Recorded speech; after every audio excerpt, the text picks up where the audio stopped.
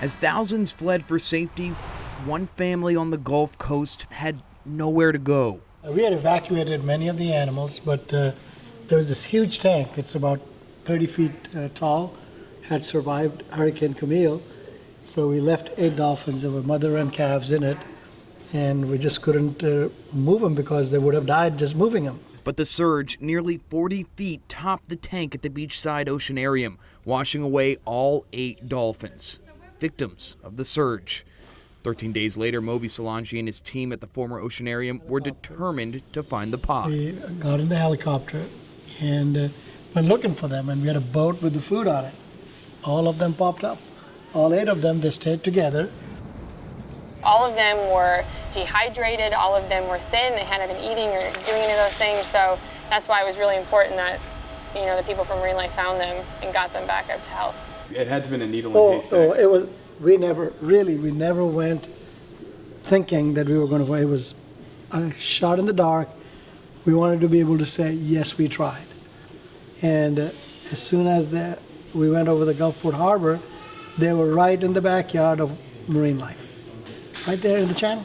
It's like they were waiting to come home? They were waiting to come home. After days of training, feeding the dolphins in the Gulf on these rubber mats, and eventually transferring them into a hotel pool, the pod found a temporary home at a nearby naval base.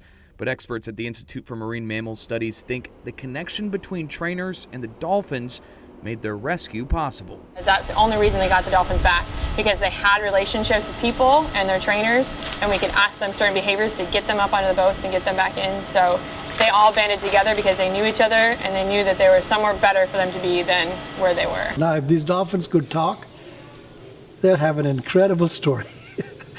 It is amazing because there was no food out there. Some of them were captive born, so they didn't have any hunting skills. So they stayed with the larger group. There were other dolphins out there, but they didn't mix with them.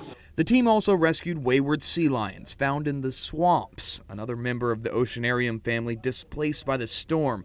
But the home those animals knew would never return until 2008, when the current Institute for Marine Mammal Studies reestablished its home on the Gulf Coast. It was extremely important to provide this opportunity for education, conservation, and research. We have a very large dolphin population here. They epitomize the marine environment. People love them. And we felt that we had to bring these educational and research opportunities back. The Institute is a vital link between the community and the natural habitat of the coast, where some animals are still fighting for their lives. These are the ones that get caught in the shrimp nets. And so their population has been declining quite a bit.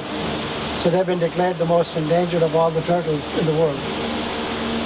So we get them in Louisiana and Mississippi. It gives those injured sea turtles a real chance for survival and provides a home for sea mammals in need.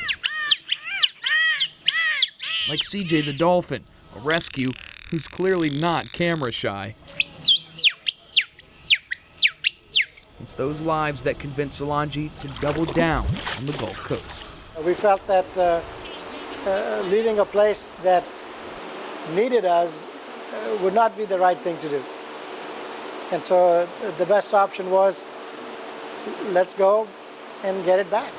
Get it back bigger and better, so the lives on the coast who need the most help will always have a home. Wait. In Gulfport, I'm Rob Krieger. It's not done yet, as you can see. We're still working on it. Yeah, you're trying hard. You're trying hard. Try one more time.